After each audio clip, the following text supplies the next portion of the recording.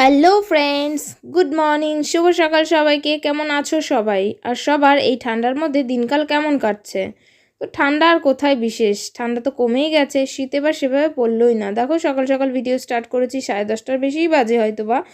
ও সকালে খাওয়া দাওয়া হয়ে গেছিলো তখন, তো অনেকটাই বেলা হয়ে গেছিলো। আমার শাশুড়ি মা ওই যে দেখলেই তো ঘর মুছছিল, আর আমি দুধ জাল দিচ্ছিলাম, চা বসিয়েছিলাম, না জানি না কি করছিলাম। তারপর দেখো এখন অনেকটাই বেলা হয়ে গেছে। তারপরে দেখো এখন কি রেডি করে নিয়েছি। আজকে রান্না হবে উচ্ছে আলু ভাজা। এই যে দেখো উচ্ছে আর আলু পাশাপাশি রেখে দেখাচ্ছি, যাতে আমি আর কি বলে বোঝাতে পারি ঠিক করে।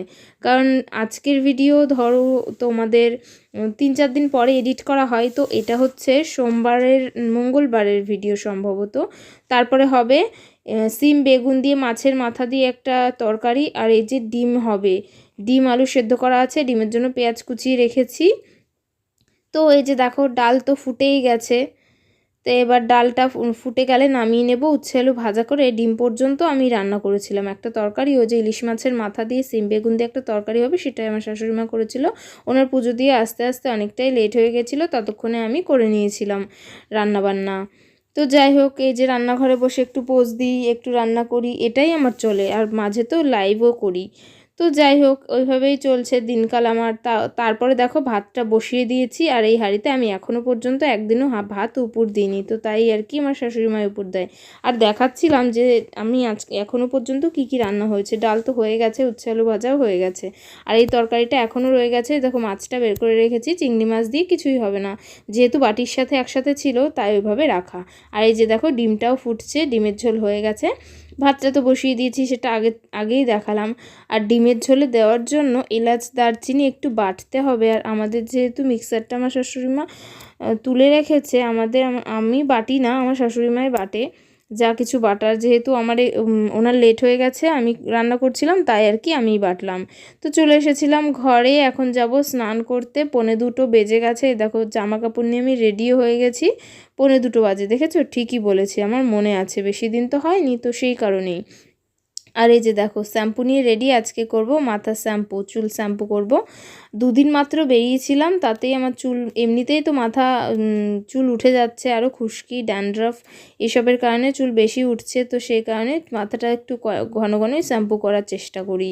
তো 2:30 বেজে গেছে দেখো, তারপরেও কেউ এখনও বাড়িতে আসেনি, বসে বসে অপেক্ষা করেই যাচ্ছিলাম। আমার বর এসেছিল প্রায় 4। হ্যালো ফ্রেন্ডস, গুড ইভিনিং, শুভ সন্ধ্যা। আজকে আর ঘুমানো হয়নি,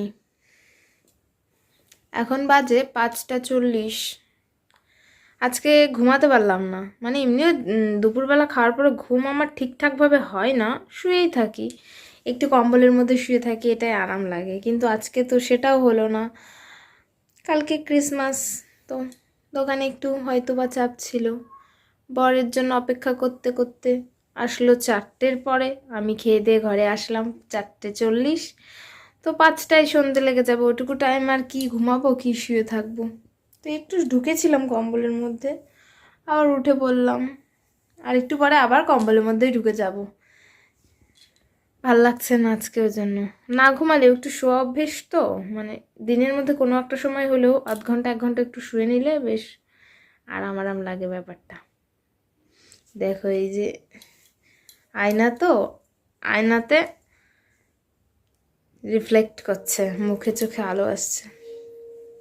শ্যাম্পু করেছিলাম, চুলটা এখনো শুকায়নি, শীতকালে এই হয় ঝালা। সকাল সকাল শ্যাম্পু করে একটু রোদে বসতে পারলে, কিন্তু রোদে আর বসার সময় কোথায়, ভিজা চুল এখনো। তো টাটা, আবার পরে দেখা হবে। শুয়েছিলাম, উঠলাম এখন 8টা বেজে গেছে, লাইভও করিনি, কিছুই না, কম্বলের মধ্যে সেজে ঢুকেছি। শীতকালটা এমনই অলস সময় না, একবার যেখানে বসি বা শুই সেখান থেকে আর উঠতেই ইচ্ছা করে না। তো ওই আর কি, শুয়েছিলাম। এখন রান্নাঘরে যাব, কিছু একটা খাবো, লাইভ করব একটুখানি। তো এইভাবেই চলছে এখনকার মতো। টাটা, আবার একটু পরে দেখা হচ্ছে। তো উঠে একটু হালকা লাইভ করেছি বেশিক্ষণে, অল্প কিছুক্ষণ, তারপর আমার শাশুড়িমা বাড়িতে চলে এসেছে। আর উনি এনেছিল, দেখো কি এনেছে, ফুচকা। তো অনেক দিনই ফুচকা খাওয়া হয় না, প্রায় এক মাস না তার একটু হয়তো বা কম বা ওরকমই ফুচকা খাই না। তো আগের দিনই উনি আনবে বলছিল, আমি বারণ করেছিলাম। তো তারপর আজ এনেছে ফুচকা। অনেক দিন পর ফুচকা দেখে বেশ জিভে জল চলে আসছিল আর মনটাও খুশি হয়ে গেল। তো তারপর বাটির মধ্যে জলটা ঢেলে নিয়েছি, অনেকটা বেশি পরিমাণে জল দিয়েছিল, অনেকটা ফেলেও দিয়েছি, অর্ধেক বাটিও নেই, আমার এতটাও লাগেনি। খাওয়ার পরে না আরও কিছুটা জল আমাকে ফেলে দিতে হয়েছিল। আর এই যে দেখো ঘরে নিয়েও চলে এসেছি রেডি করে, কারণ রান্নাঘরে দাঁড়িয়ে দাঁড়িয়ে খাবো, তার থেকে আরাম করে সোফায় বসে বসেই খাই। তো দেখো আলু দিয়ে জল দিয়ে ভরে গালের মধ্যে দিয়ে দেখছি, মুখের মধ্যে দিয়ে দেখছি, সত্যি ওই দোকানটা থেকে নিয়ে আসে তো, ওই দোকানটায় ফুচকাটা খুব দারুণ বানায়, আলু মাখাটা ভালো লাগলো আমার বেশ খেতে। আর তারপর চলে এসেছিলাম ভাত গরম করতে, দুধ গরম মানে দুটো রুটিও বানিয়ে নিয়েছি আর তাওয়াটার উপরে দুধটা বসিয়ে রেখেছি যাতে গরম হয়। তো যাই হোক 24 ডিসেম্বর ছিল সেদিন। তো আমার বরের আসতে 12টারও বেশি বেজে গেছিলো, যেহেতু একটু সিজন আছে তাই চাপ ছিল কাস্টমারের। তারপরে দেখো চালের গুঁড়োটা ভরতে হবে চেলে, এটা মানে বেশ কিছুদিন আগের তাই আর কি রোদ্রে দেওয়া হয়েছিল, এটা চেলে নিয়ে ভরবো। এর মধ্যে না বেশ কয়েকটা গুড়ি গুড়ি পোকাও বেরিয়েছিল, এই চালনিটা দিয়ে চেলে নেবো। দেখেছো সব কিছুই তোমাদের সাথে হালকা করে শেয়ার করে নিচ্ছি, আর কি করার। তো যাই হোক গুড়ি গুড়ি পোকা হয়েছিল, চেলে ওর মধ্যে ভরে রাখবো, এইটুকুই, বাস, টাটা।